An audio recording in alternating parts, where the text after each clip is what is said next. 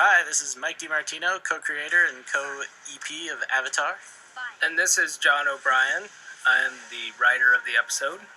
And this is Joaquim Dos Santos. I was a storyboard artist on this episode and current director on season 3 of Avatar. John wrote this episode. John is also the genius artist behind the style of Sokka. Whenever you see Sokka's drawings, it's John. I don't mean to brag or nothing, but yeah. When you do those drawings, what are you thinking about? What's your motivation when you're creating those artistic genius moments? I don't think I've drawn anything since I was in second grade, so my style hasn't evolved. Excellent. So this is another episode. The end of season 2 was really very continuous and a nice story arc in Ba Sing Se, and this is like the Earth King episode where the kids finally make it to their goal of talking to the Earth King, and kind of culminates this conspiracy storyline we began a few episodes and stuff like that. Yeah, it's tough to follow that last episode. The 217, I think, is one of the best episodes in the series. So I'll tell Tim. This one's pretty good too. Yeah, definitely had a lot to live up to. Yeah. I think what was kind of different about this one too, Joaquim, you can talk about the storyboarding a little bit, is like Act 1 we knew was going to be, usually Act 3 is the big action scene or whatever. Right, this one started off with a huge bang. Yeah, because we wanted the kids to really earn their way to get to talk to the king, and you know, now that they, as Sokka says, now that they don't have any, Longfang doesn't have Appa to blackmail him anymore, they can bust through. Bust loose and just kind of go right at him, yeah. I don't want to embarrass Joaquim or nothing, but he is a Brazilian jiu-jitsu practitioner, and I don't know if that influences his fighting scenes at all. But for those of you who are interested in that, that's... Do you bring any of your knowledge of martial arts to when you storyboard? There's not too much grappling in Avatar, which that's Brazilian true. Jiu-Jitsu kind of contains a lot of, but I think it's just a general love for all things that kick butt. So yeah, it started, you know, when we started on this, or when I personally started on this show, it was kind of a breath of fresh air to just be able to unleash and just go wild as far as the martial arts goes. Cool. It's the whole reason we came here in the first place. Mike and I don't know how to do anything. I can do a couple moves. I could probably take you down. I think. If I had to, I probably could. I've seen Mike kick a little butt. I just give up my wallet. This episode was directed by Ethan Spalding. He's a magnificent director. So here begins the insanity. I believe this is where you started, Joaquim. I did a little bit of the first part there with Yeah. the dialogue, but this is where it all kind of starts coming together with the action. And I remember talking about this in the startup meetings, and it sort of being the idea that there's just multiple waves after waves of soldiers that come to stop them, and they got to get through it. Whoa. Yeah, and great animation by animation director Jae Myung Yoo. Absolutely. Yeah, that's awesome. Really, I mean, look at that. There's so much weight to those huge stones that they're flinging up at him.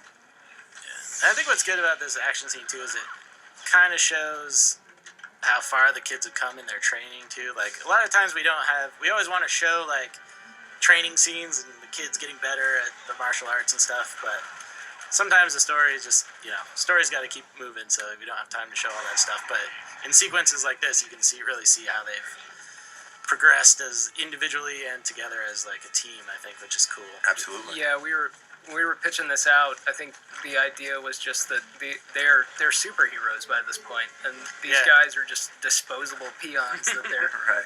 knocking out of the way. And let me just bring to light how much animation was in that scene specifically. Overlapping action, just they really pulled through for us. The animation studio did, and did a kick butt job. I think our first cut of that, the guys looked like they were dead underneath the rocks when we first. Well, they got totally squashed. Right. They would not have had any legs. Now they're okay. They're just a little bruised. Yeah. This was a cool concept that I think both you and Brian had come up with in the pitch, that they formed this kind of cocoon. Yeah, I like that. So I always ask the writers this, John, when they come in, is like, you guys write the scripts, you haven't seen it for a long time, he comes back in color. Are you always like surprised to see the outcome of a script that you've written and stuff and see it visualized, and do you enjoy that process? Yeah. I mean, there's I don't know. I'm pretty bad at watching animatics, so I feel like there's even a lot that I miss in the animatic because I can't always decipher drawings. But when the finished colored product comes back, it's always very impressive and full lots of surprises and cool. And a little small detail here is that Appa's actually helping them up with the elevator there by kind of fluttering his tail. I didn't know that. Yeah. Interesting. You know what? I'm sure you guys have talked about this. From a writing standpoint, one of the hardest things to do is figure out what to do with Appa. You don't always have somewhere to put him. Yeah. And I think you'll see on the train when they're on the train later, he's just kind of floating outside the window because we didn't know where else to put him. Right. There are so many stories we thought of in the old days where somebody would just say, "Oh man, they can't." What about Appa? They could totally fly just there? fly. Right. Yeah. Well, that's definitely one of our boarding notes too. We're always like, "Where's Appa and where's Momo?" And Momo often disappears for a while, but we always find good little nuggets for him to do. This was a great scene boarded by Mike Chang. That animation on that fall is just a beauty.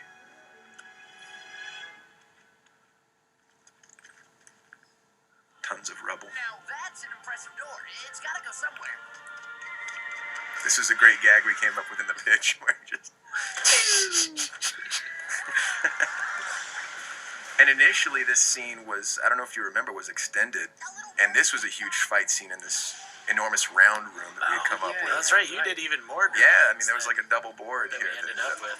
Yeah, time kind of cut it. I think I was satisfied with that action. I think they earned their way. Absolutely. I don't know how many more animators we might have possibly killed had we had more. And I like how the how the Earth King turned out. You know, he's not too cartoony, and he seems like a real guy. You know, I think the kids had a lot of expectations of what this guy was going to turn out to be like, and you kind of realize he's just like a normal guy who's been sheltered all his life. Yeah. Which, is based on real stuff in China and things where the emperor there, often wouldn't leave the Forbidden City in China for years and years, and they led a very isolated existence in a way. Right. He sort of personifies the ignorance is bliss. Yeah. He means well. He's not a bad guy. No, Exactly. Out of the loop. But that's what I like about this story too, is how the kids come into his palace and stuff kind of wakes him up from what's been going on. Nice touch with the pince-nez, by the way. The little glasses on his nose. Oh, Bosco. Oh, Very funny. Good old Bosco. Yeah, Bosco became... He appeared first in 214, I think, and then we just all decided we liked Bosco so much that he was going to hang out with the king. City and to control you. A secret war? That's crazy. Completely. Long Feng didn't want us to tell you, so he stole our sky bison to blackmail us. Sort of great here too that Aang Released of his crime. pretty much showed everybody that he could get away if he wanted to. Right. But he's choosing to do this diplomatically. Aang's good like that. He is good like that. Aang really cares what people think about him, I think. I think you're right. Hooligans are part of an anarchist cell that my agents have been tracking for weeks. If you listen to them, What a no-good liar. Scoundrel. No, Long Feng was a good season 2 villain. I really liked his character. And this was really one of the first, besides the episode right before, this is where we really got to see what the Dai Li agents' jobs were and get a feel that they're his minions. Yeah, there were kind of two factions. It was like Long Feng and the Dai Li, and then the king and all his guards and soldiers and generals and stuff. Never met a sky bison, huh? Oh, I remember it took us a long time to figure out how they could prove that he had met Appa. That was a good way. Of course there is. I love this animation coming up here with Aang, where he's like, Then he just slides out. I think Ethan storyboarded that part. He did. Yeah, that was great. This is awesome acting too This here. crazy conspiracy theory. No, I suppose this matter is worth looking into. He says, "We'll take it."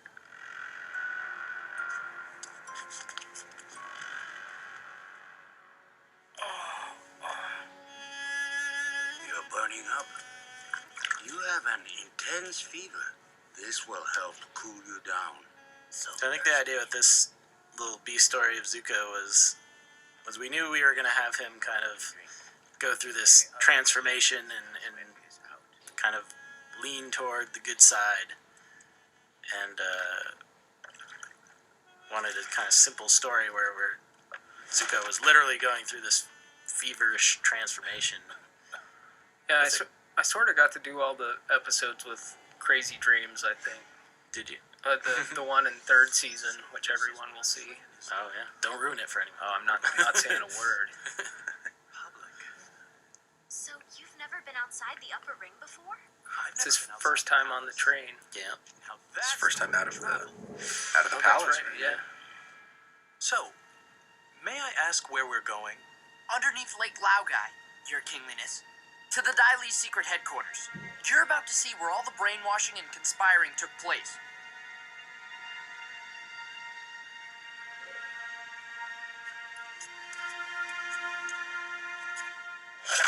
So that is actually an identical shot to the last episode that we did, where Toph raised the secret Right.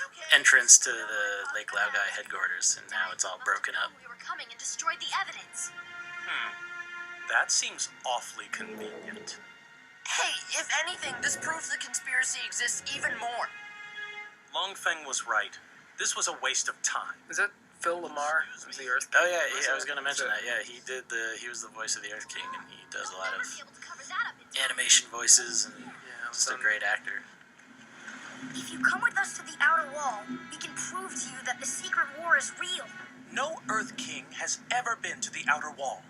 I don't have any more time for this. You know, what's always funny with the voice recording and stuff is like rarely are there all the characters in the room together. You know, you think like everyone's there acting together, but you know, sometimes we'll have like Katara and Sokka together or something, but you know, the kid who plays Aang, Zach Tyler Eisen, lives in New York. He's always recording by himself.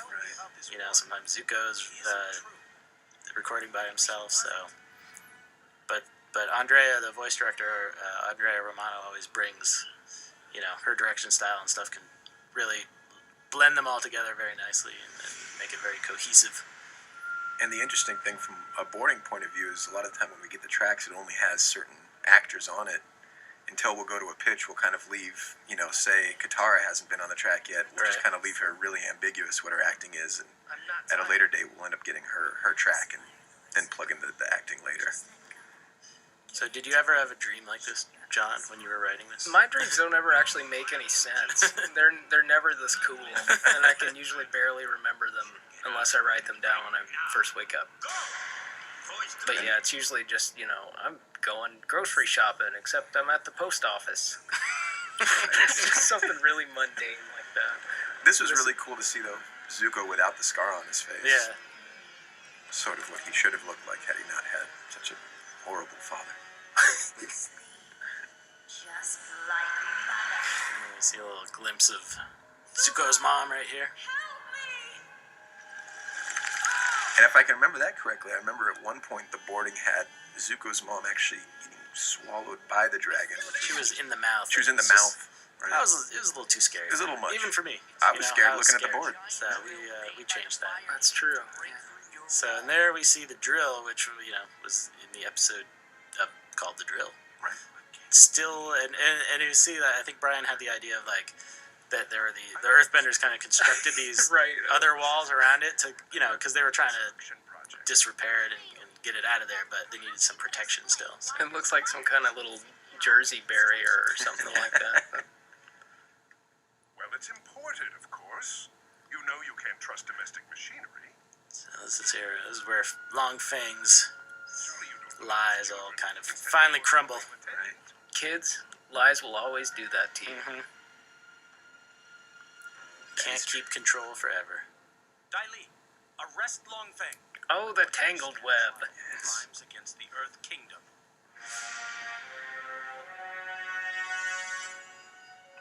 This was a great scene that I remember came together in the pitch, where both Dai Li agents look at each other for a moment where it's, should I do this? They have separate metal handcuffs. They do. Yes, because they can't use the rock ones on him, obviously. That's right, yeah. They had to create a new kind of handcuff. Well, not new. I mean, metal handcuffs been around for a while, but A new kind of avatar metal, newfangled handcuff. What I thought was a great metropolis was merely a city of fools. And that makes me. so this is the scene too. The kids have been waiting We're at war. to tell the king about the eclipse since like That's why we came to Boston, say, Your Highness. the library episode, I think, which when they first found out about it, don't have much time. There's a comic which coming John this also summer. wrote. The Isn't there a callback to that in one of these episodes, or somebody says something about But there is About Professor Zay? oh yeah, University. when they first come to Ba Sing Se, they talk about how they met a professor from Ba Sing Se University. firebenders will be But yeah, he went down with the library. So. Yes. That's the day we need to I can invade remember the being fire so frustrated having read the script at this point with the king when he said, "I am the king of fools." I was like, "Yes, you are the king of fools." We'd be completely vulnerable. You're already vulnerable. The Fire Nation. So how was it, Joaquim, coming in? Because you know, a lot of the crew had been around since the beginning. Like coming into a show that was like halfway, you know, in the middle of the season and jumping in and stuff.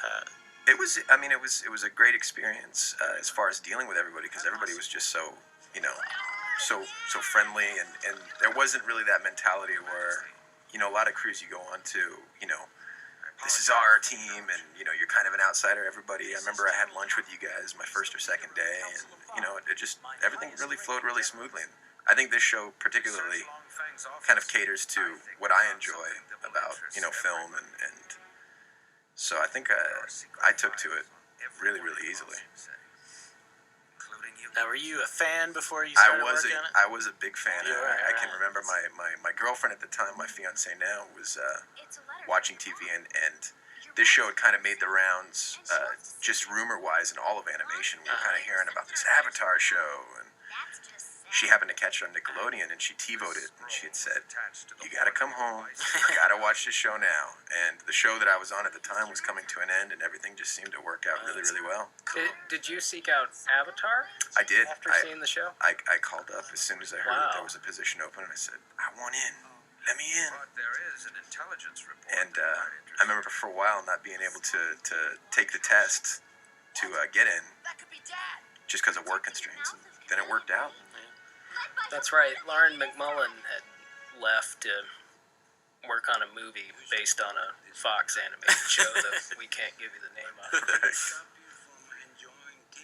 I think I was I taking Justin's place? Had Justin just left? Yeah, our Justin Ridge, our storyboard artist from who had been there since the beginning. Yeah. There was definitely, you know, some big shoes to fill, though. I mean, I studied all of Justin's boards and was absolutely just amazed by them. So there was. You filled the shoes, I man. was intimidated, You man. filled them. Well, thank you. It will not be a pleasant experience. But when you come out of it, you will be the beautiful. He's gonna be a butterfly when he comes out of it. Yes. That line actually made me cringe when I read it, the Beautiful Prince line. But then when I saw it in the show, it worked out really well. I was like, beautiful. Some kind of poisonous blowfish? no, a spiritual That's a great one. exorcist. He wants to help me take the next step in the So we're Avatar kind of journey. this He says Act it's 3 stuff also the Avatar state. was And I used to can't kind of set up where our dad is. the next couple episodes where the kids My mom's in the city. split up And from and have to the go their letter, separate Dante ways. finally understands me. This is all such big news. Where do we even start? And also, the news that they find out where their dad is like something we've been setting up since, early season 1 where we found out that their dad left their tribe to fight in the war. If we're gonna invade the Fire Nation, That's a lot of legwork if they have files on everybody in the city. Longfeng must have a lot of government employees. Well, it was before the internet, so it was harder to, Right. keep There's track none of. of that intranet. No, Sokka. They have really good filing clerks, though, I think, at Ba Sing Se. Really good library science. Yeah, I was thinking they stored programs. a lot of them in the library that went down in the desert. Yeah. That's where paper benders come in, There you go. which we don't go into. on the show. We haven't seen those The yet. useless art of paper. Katara, I need to tell you something. I've been wanting to say it for a long time. Uh-oh. Listen, I like. Katara, I... Alright! Ready to get going or Oh, fellas all understand that. Yep. Yeah. We've all been there. Ba Sing Se owes you its thanks. We look forward to your safe return. Your Majesty, there are 3 female warriors here to see you. They're from the island of Kyoshi. Suki! This is great. Oh man, he would have totally Oh yeah. broken his back there. Yeah. That's definitely a compound fracture of some sort. Then we shall welcome them as honored guests. Wait, Aang. That's why you have to be really careful who you give a recommendation for. Mm-hmm. It could come back and hurt you. I miss you guys. Me too, yeah. This is great. Great. That's enough. Okay, we love each other. Seriously. Sokka doesn't hug. Not a hugging guy. Oh, this is my favorite part, I think, in the episode.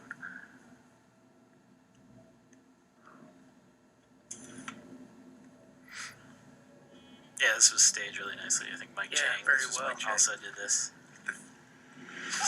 The way I knew this scene played really well was that it, we'd seen it all the way from the beginning, from the rough stages all through the storyboards, and it still shocked me when we got the footage back. Yeah. It was still thrown back.